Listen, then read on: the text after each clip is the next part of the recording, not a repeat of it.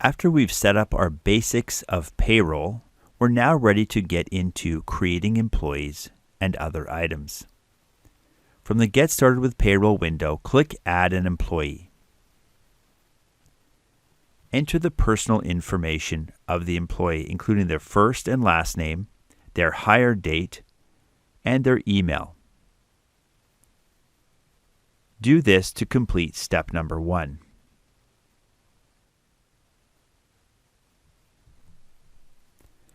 After completing step number 1, scroll down to step number 2. It asks you what are Kristen's tax withholdings. You'll get this information from the TD1 form. Click Enter TD1 form. QuickBooks now opens up the TD1 form that looks just like the form that your employees will complete. Complete this form in detail, including the last name, address, and most importantly, the date of birth and social insurance number. Those are required fields to get started by adding an employee. After entering all of their personal information, scroll down and review the federal TD1 amount. This should be the amount that comes directly from the employee's form, or it will use the preset amount for the federal TD1.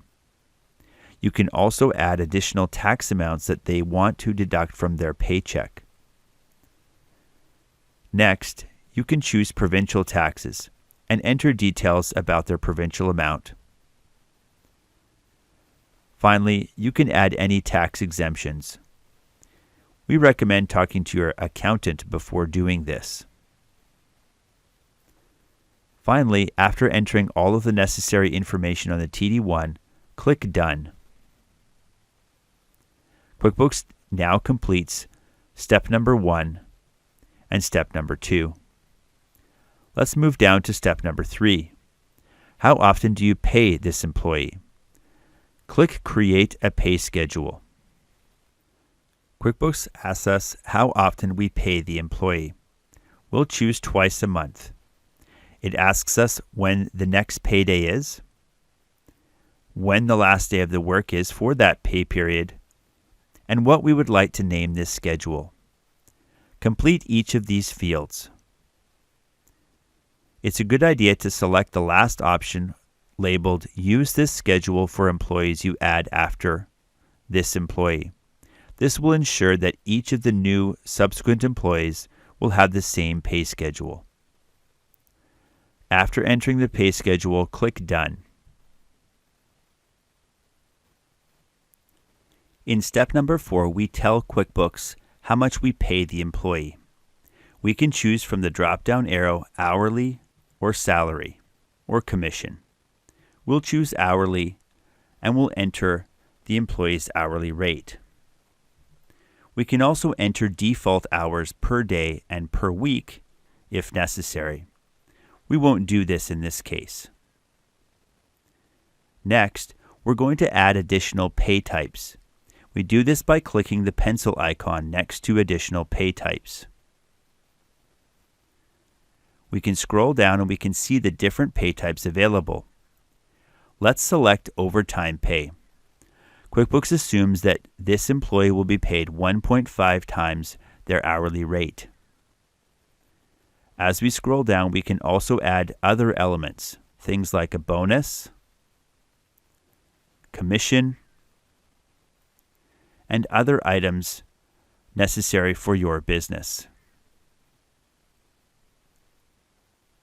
After adding the necessary pay items, click Done. That completes step number 4. Step number 5 asks us to create a new vacation policy for our employees.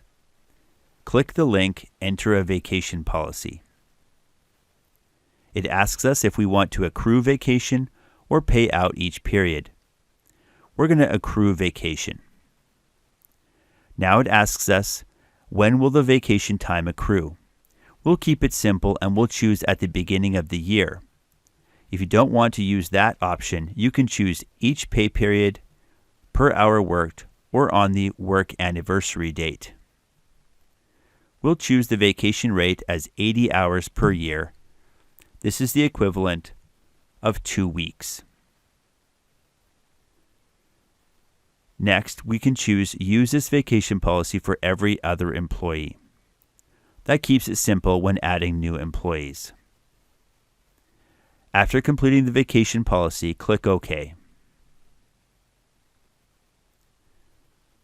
Now we scroll down one more time, and we need to add, at this point, step number 6.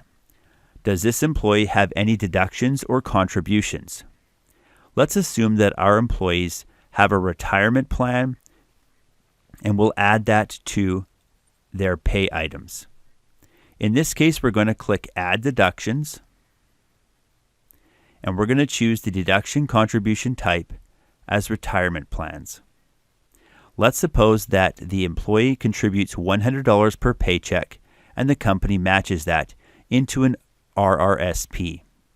We'll choose the type and we'll choose Registered Retirement Savings Plan. We can enter our provider, and then we tell QuickBooks how much the employee deduction is. We can also add an annual maximum. We won't enter that here. Then we tell QuickBooks what the matching component will be. We'll choose the amount per pay period as a dollar amount, and then we'll enter $100 for matching. Let's suppose that we match up to $2,500, so we'll enter the annual maximum here. You can review the tax settings for both the deduction as well as the company contribution. Finally, after completing this retirement savings plan, click OK. And QuickBooks adds that to the employee's record. We can add other deductions under step number 6 as the company needs to. Finally, how do we want to pay the employee? We'll choose paper checks. However, if you would like, you can always use the direct deposit feature available in QuickBooks Online Standard Payroll. And that completes the employee setup. After entering all the necessary information, click Done.